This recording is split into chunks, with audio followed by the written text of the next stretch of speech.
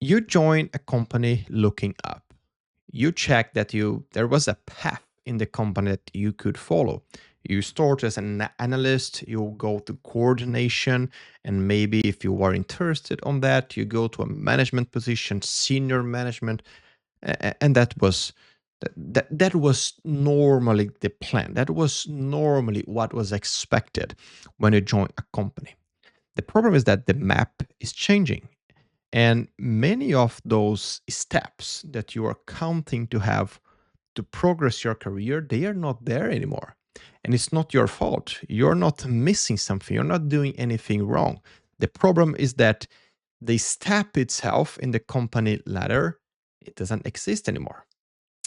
What we are calling now that explain all of this context, it has a name, and the companies and the business and the markets are starting to name it the great flattening, or basically companies that are cutting management lines to, of course, decide faster. So they reduce some lines in the middle, and they made the communication move faster between senior managers and the teams executing it.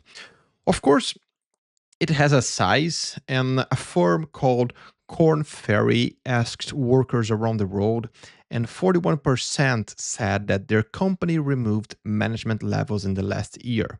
Only United States that was 45%, so quite a big amount of companies reducing their management lines. But there's a math here that you need to consider.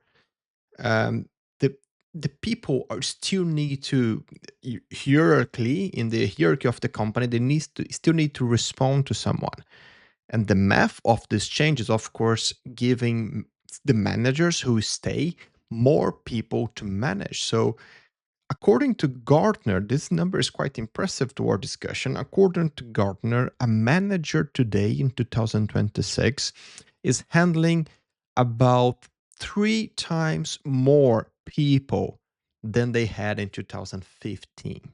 So in the period of around 10 years, 3 times more people. Of course, your attention span as a manager is not the same. If you have 3 times more people, you don't have time to do the same frequent one-to-ones and to follow up with everyone in the same pace. So of course, when you do changes like that in a company, you of course think on the short term that you're going to reduce cost, you're going to accelerate the information, but in the long term, what are the consequences? What is changing the pipeline of progress and people development in your company as a result out of that?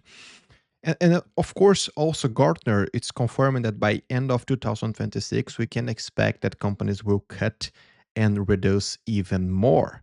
So, of course, there is a concern in the air that more management lines can be reduced, and therefore more managers can have more people to manage or be responsible to even more or bigger teams.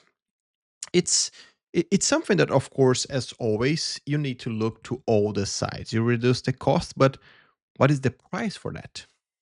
What is the price of this reduction on the lines? Because the layers that are disappearing are exactly the layers who normally translate the strategy into the execution. There are a lot of calls saying that this filter is not good, that if you remove that, you increase the communication, you improve the communication somehow, and you reduce the need of a filter, someone who is always filtering what is coming top down and therefore what is coming from the teams as a feedback. And without the filter, you get more transparency. It has a lot of research that show that this is truth as well. But you need to understand that in order to make a big company work, some of those layers are also quite important. So you need to look always to both sides here. And it's very important to understand that those movements, they are not new. They happened in the past. I mean, in the 90s, we had a big movement of companies also cutting a lot of their vertical lines of management lines. One big example is GE with Jack Welch, within the 90s, cut a lot of management positions. And then those management positions, they were reestablished at some point in the different companies who followed those movements because they saw that there was some gaps that should be filled. So you need to understand this kind of cycle of work, because if you understand that, you get more prepared.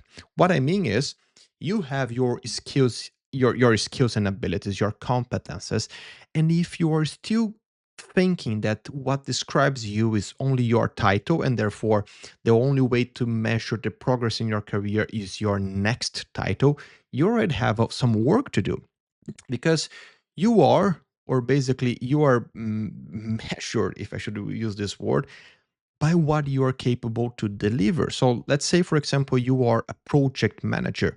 You are able to put people together to transform an idea into something real.